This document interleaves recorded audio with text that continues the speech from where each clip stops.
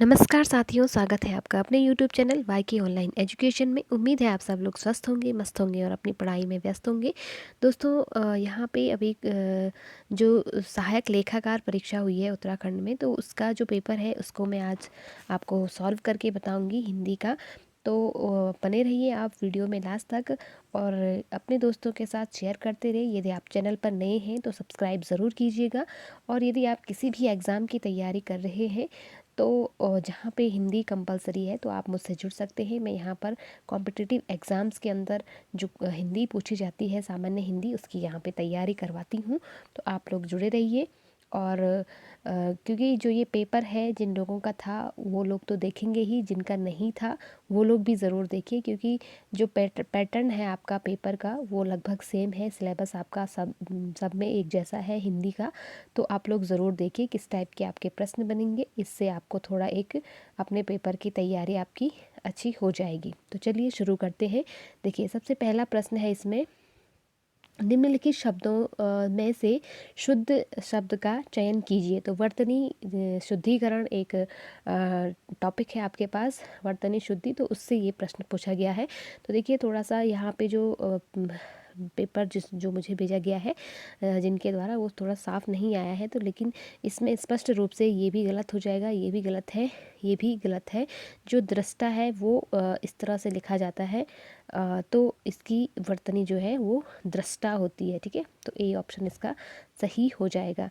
अगला हमारा क्वेश्चन है, निम्नलिखित में से शुद्ध शब्द है पूर्ति, पूरति, पूर्ति या पूर्ति। तो देखिए, सीधी सी बात है, यहाँ पे सी ऑप्शन सही हो जाएगा। यहाँ पे जो सी पूर्ति वर्तनी है ये शुद्ध इस तरह से हो जाएगी। ठीक, चलिए आप अपना आंसर लगाते रहिए अपने प्रैक्टिस जो आपका पेपर सेट है उसके अकॉर्डिंग। तो चलिए, इसके बाद अगला प्रश्न है, निम्नलिखित में से शुद्ध वाक्य है। तो देखिए, वाक्य शुद्ध आपके पास एक टॉपिक है, वाक्य शुद्धकरण करने के लिए आते हैं। तो देखिए, कौन सा वाक्य शुद्ध है आपको बताना है। मैं लेटना मांगता हूँ, बिल्कुल गलत लग रहा है। इसकी जो वाक्य है ये पूरा, लेटना मांगता हूँ, ये कोई वर्ड नहीं है, शुद्ध नहीं है। मुझे स्मरण दिला देना। तो अब देखते हैं, पहले चारों ऑप्शन पढ़ लेते हैं, जो सही लगेगा उसको हम सेलेक्ट कर लेंगे, है ना। कमीज डाल लो, तो देखो कमीज डाली नहीं जाती, कमीज पहनी जाती है, तो इसको आप ये भी गलत हो जाएगा, है ना। और अगला है, सभा में सन्नाटा छा गया। तो सीधी सी बात है, आपको मुझे स्मरण दिला देना। तो यहाँ जो स्मरण दिलाना है वो गलत हो जाएगा, मुझे स्मरण करा देना होता है, न कि दिला देना। ठीक है, तो यहाँ पे डी ऑप्शन इसका राइट आंसर होना चाहिए मेरे अकॉर्डिंग। ठीक है, सभा में सन्नाटा छा गया, तो इसका राइट आंसर डी हो जाएगा, है ना। चलिए आगे बढ़ते हैं। रंगमंच पर पर्दे के पीछे के स्थान के लिए एक शब्द होता है। तो देखो, उसे कहते हैं नेपथ्य। जो पर्दा होता है ना, जैसे जहाँ पे नाटक खेला जाता है, तो एक भाग तो वो होता है जिसमें नाटक चलता रहता है। ठीक है, तो उसे तो हम रंगशीर्ष कहेंगे। लेकिन उसके बाद जब नाटक ख़त्म हो जाता है तो पीछे, पर्दे के पीछे कुछ लोग, मतलब जो नाटक करने वाले होते हैं, वो पर्दे के पीछे चले जाते हैं, तो उसको कहते हैं, उस भाग को कहते हैं नेपथ्य। ठीक, चलिए इसके बाद देख लीजिए, सारी पृथ्वी से संबंध रखने वाला शब्दांश के लिए एक शब्द है, तो उसे सार्वभौमिक हम कहेंगे। ठीक है, वर्ष में एक बार होने वाला के लिए एक शब्द है, तो उसे क्या कहेंगे, वार्षिक कहेंगे, है ना। इजी है, बहुत इजी प्रश्न आए थे इसमें, काफ़ी मतलब टफ नहीं है। देखिए, इसके बाद देखिए, निम्नलिखित शब्दों में तत्सम शब्द चुनिए। तो मैंने तत्सम तद्भव आपको बहुत अच्छे से पढ़ाए भी थे, आप लोगों ने ज़रूर, जिन्होंने किया होगा, मुझसे पढ़ा होगा, उन्होंने ज़रूर किया होगा। तो देखो, आम्र, आग, चरखा या डिबिया। तो आपको तत्सम यानी कि जो संस्कृत का शब्द है, तो यहाँ पे आम्र जो है वो तत्सम शब्द है, इसका आम तद्भव हो जाएगा। तो यहाँ पे ए ऑप्शन इसका राइट आंसर हो जाएगा। ठीक, चलिए अगले आगे बढ़ते हैं। अगला प्रश्न है, तद्भव शब्द बच्चा का तत्सम रूप होगा। तो देखो, तद्भव बच्चा है, तो तत्सम यानी संस्कृत का क्या हो जाएगा, तो संस्कृत का उसका हो जाएगा वत्स। ठीक है, ध्यान रखिएगा। इसके बाद अगला है, कूर्दन तत्सम शब्द, कूर्दन शब्द का तद्भव शब्द। अब आपको तद्भव पूछा गया, यानी हिंदी का शब्द आपसे पूछा गया है, तो कूर्दन का हो जाएगा कूदना। ठीक है। कूर्दन तत्सम शब्द है और उसका तद्भव हो जाएगा कूदना। निम्नलिखित में से तद्भव शब्द चुनिए। तो आपको बताना है कि तद्भव यानी संस्कृत का शब्द कौन, माफ़ कीजिएगा, संस्कृत का नहीं, हिंदी का शब्द कौन सा है। तो देखिए पर्यंक, हरिद्रा, चोंच, क्षीर। तो पर्यंक तो तत्सम शब्द है, संस्कृत का शब्द है, पर्यंक का पलंग हो जाएगा, हरिद्रा का हल्दी हो जाएगा और क्षीर का खीर हो जाएगा। तो यहाँ पे चोंच जो शब्द है वो क्या है, तद्भव शब्द है, ठीक है, ध्यान रखिएगा। देखिए 91 क्वेश्चन है, निम्नलिखित में से गुणवाचक विशेषण कौन सा है। तो भारी गट्ठर, खट्टा नींबू, लंबी सड़क और बहुत सी पुस्तकें। तो देखिए यहाँ पर एक ही है जो गुण, किसी चीज़ के गुण की बात कर रहा है। तो नींबू का गुण क्या है, वो खट्टा है, उसकी विशेषता है।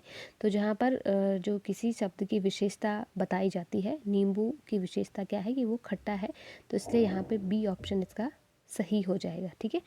चलिए आगे बढ़ते हैं। काला घोड़ा दौड़ रहा है, वाक्य में विशेष्य है। तो एक होता है विशेषण, दूसरा होता है विशेष्य। विशेषण जिसकी विशेषता बताई जाती है और जिसकी जो विशेषता जिसकी बात की जाती है वो विशेषण, ठीक है। तो देखिए घोड़ा यहाँ पे क्या है, विशेष्य हो जाएगा, है ना, क्योंकि घोड़े की विशेषता है कि वो काला है, तो विशेषण हो जाएगा काला और विशेष्य हो जाएगा घोड़ा। तो यहाँ पे बी ऑप्शन इसका सही आंसर हो जाएगा। चलिए आगे बढ़ते हैं। लाल विशेषण से बना भाववाचक संज्ञा शब्द नहीं है। तो देखो ललाई, लालित्य, लालिमा, लाली। तो लालित्य भी है, लालिमा भी है और लाली भी है। ललाई जो शब्द है वो लाल शब्द से बना हुआ भाववाचक शब्द संज्ञा नहीं है, ठीक है। तो ए ऑप्शन इसका राइट आंसर हो जाएगा। आगे देखिए अर्णव शब्द निम्नलिखित में से किसका पर्यायवाची है। तो अर्णव है यहाँ पे समुद्र का पर्यायवाची, ठीक है। चलिए आगे बढ़ते हैं। निम्नलिखित में कौन सा शब्द अज्ञ शब्द का पर्याय नहीं है।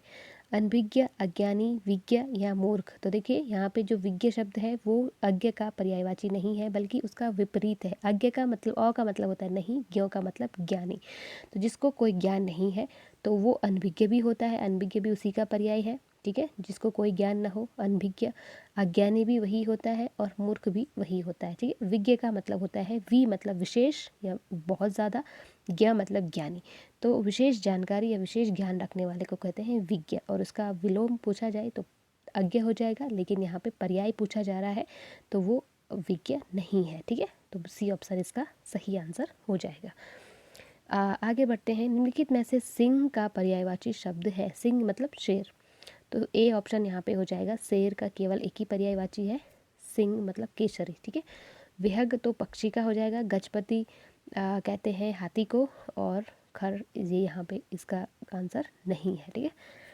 हरि शब्द किसका पर्यायवाची नहीं है। तो देखिए हरि क्योंकि एक अनेकार्थी शब्द है, यानी कि एक शब्द हरि के कई अर्थ निकल कर आते हैं। तो हरि का मतलब हरि विष्णु के लिए भी कहते हैं, सिंह यानी शेर के लिए भी कहते हैं, और वानर के लिए भी हरि शब्द का प्रयोग करते हैं। भालू यहाँ पे इसका राइट आंसर हो जाएगा, ठीक है। चलिए इसके बाद देखिए निम्नलिखित में से निरामिष शब्द का विलोम शब्द है। तो निरामिष का हो जाएगा सामिष। इसके बाद अगला प्रश्न है विस्तीर्ण निम्न में से किस शब्द का विलोम है। तो विस्तीर्ण जो है संकीर्ण का विलोम हो जाएगा, ठीक है। अनिवार्य शब्द का उचित विपरीतार्थक है। तो अनिवार्य का हो जाएगा वैकल्पिक। जैसे कहते हैं ना कि ये आपको करना ही करना है, यानी कि वो क्या है, अनिवार्य है। लेकिन दूसरा क्या होता है, ऑप्शनल होता है। विकल्प आपके पास होते हैं कि आपको या तो ये करना है या वो करना है, ऑप्शन होते हैं। तो अनिवार्य का हो जाएगा वैकल्पिक, ठीक है। तो यहाँ पे बी ऑप्शन इसका सही हो जाएगा। तो ये थे आज के इस पेपर के जो सहायक लेखाकार परीक्षा हुई थी उसके 20 प्रश्न, और ऐसे ही आपकी परीक्षाओं में भी प्रश्न पूछे जाएंगे। तो आप लोग इनको हल्के में ना लीजिएगा, बहुत ध्यान से देखिएगा। अगर आपने एक बार में आपको समझ में नहीं आया तो आप बार बार रिपीट में वीडियो चला करके देख सकते हैं। और उम्मीद है आप लोगों को ये वीडियो पसंद आया होगा।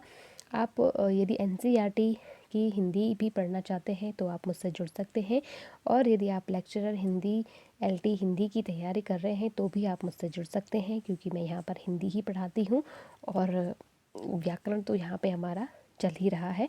तो आप लोग अपने दोस्तों के साथ शेयर ज़रूर कीजिएगा। और कैसा आपको आज का ये वीडियो लगा आपका कोई भी अगर डाउट हो, कोई कितने आपके नंबर इसमें आ रहे हैं, मुझे कमेंट करके ज़रूर लिखिएगा। आपकी प्रतिक्रिया का मुझे इंतज़ार रहता है। तो चलिए मिलते हैं अगले वीडियो में अगले टॉपिक के साथ। तब तक के लिए आप अपना और अपनों का ध्यान रखें। वीडियो पसंद आए तो एक लाइक ज़रूर कीजिएगा। नमस्कार।